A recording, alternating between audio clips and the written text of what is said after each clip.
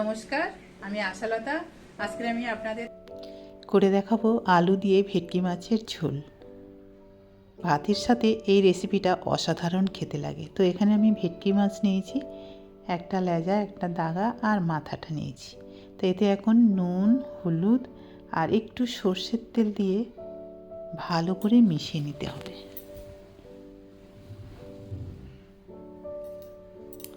এটা ভালো করে মিশিয়ে অন্তত 10 মিনিট রেখে দিলে ভালো হয়। ভালো করে মাছের এই পিঠ উপিঠ ভালো করে এই হলুদ, নুন আর তেলটা লাগিয়ে রাখতে হবে।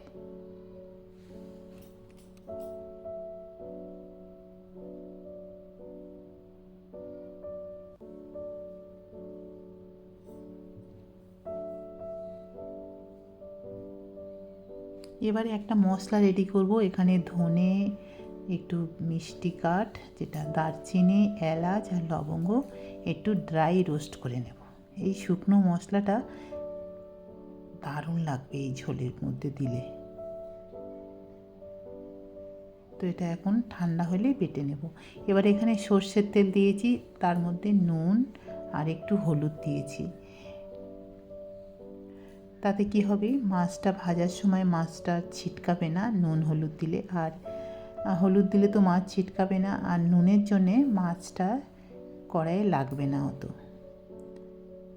তো যাই হোক, এইভাবে এবারে মাছগুলো ভেজে নিতে হবে।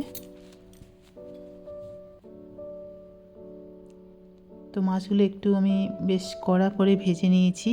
একটু সাবধানে ভাজতে হবে, মাছটা দেখেছি অনেকটা নরম হয়।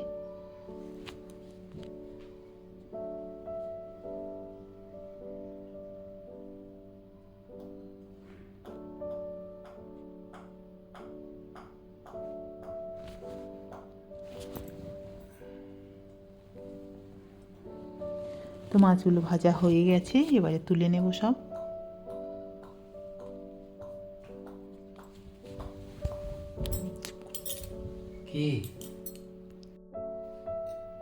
এবারে এই তেলের মধ্যে আলুগুলো ভেজে নেব। তেলটা এখনও অনেকটা আছে। তো এই সময় গ্যাসটা একদম মিডিয়াম টু স্লোতে আলুটা ভেজে নেব, নরম করে ভেজে নেব। ঢাকা দিয়ে দিয়ে ভাজবো, তাহলে ভাজাটা খুব ভালো হবে।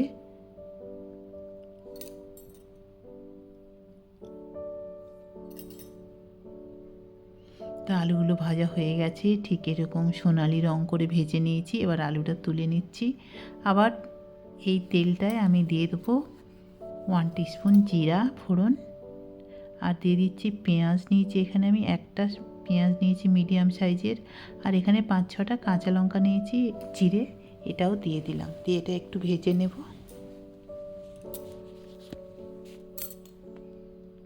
তো পেঁয়াজটা ভাজা ভাজা হয়ে গেছে। এবারে এর মধ্যে আমি দিয়ে দেব টমেটো বেটে নিয়েছি। এখানে আমি এই টমেটো বাটাটা দিয়ে দিলাম, আর দিয়ে দেবো হলুদ বাটা, হলুদ পাউডার, আপনারা হলুদ বাটাও ব্যবহার করতে পারেন। দিয়ে আবার এটা ভালো করে কষে নিতে হবে। আর দিয়ে দেবো এখানে 2 চামচের মতন টক দই। টক দইটা আমি ফেটিয়ে নিয়েছি, এটাও দিয়ে দিলাম। দিয়ে এখন গ্যাসটা একদম স্লোতে রেখে এই মশলাটা কষিয়ে নিতে হবে। দই দেওয়ার পরে গ্যাস জোরে রাখলে দইটা ফেটে যাওয়ার ভয় থাকে।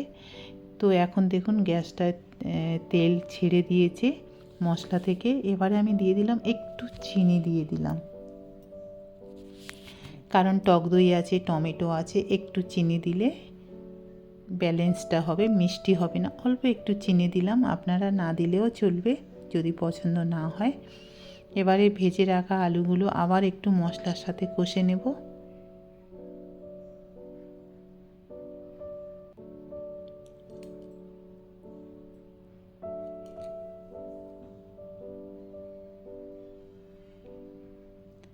তো আলুটা মশলার সাথে খুব ভালো করে কষে নিয়েছি। সবসময় খেয়াল রাখতে হবে যাতে তলাতে না লেগে যায়, তাহলে একটা পোড়া গন্ধ হয়। এবারে দিয়ে দেবো পরিমাণ মতন জল। আলুগুলো খুব সুন্দর সিদ্ধ হয়ে গেছে, বেশি জল দেওয়ার প্রয়োজন নেই।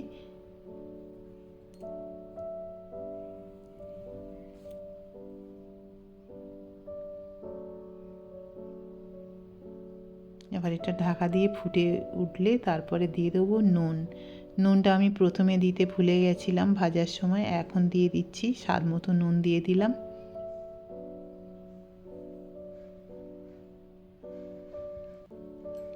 এবারে ভেজে রাখা মাছগুলো দিয়ে দেবো। মাছ দেওয়ার পরে 4-5 মিনিট রান্না করলে হয়ে যাবে, সব কিছু খুব সুন্দর সিদ্ধ হয়ে গেছে।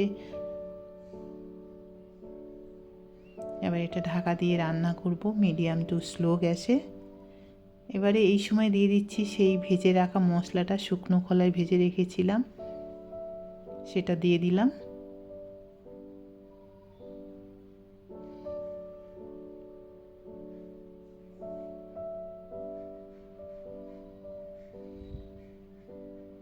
এবারে নামানোর আগে দিয়ে দিচ্ছি কটা কাঁচা লঙ্কা। এটা একদম রেডি হয়ে গেছে। এবার এটা গরম গরম ভাতের সাথে পরিবেশন করলে অসাধারণ খেতে লাগবে। আপনারা অবশ্যই এইভাবে একবার ভেটকি মাছের রেসিপিটা বানিয়ে দেখবেন, আশা করছি ভালো লাগবে। কেমন লেগেছে জানাবেন।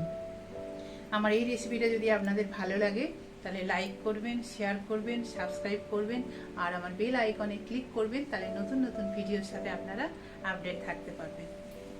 নমস্কার।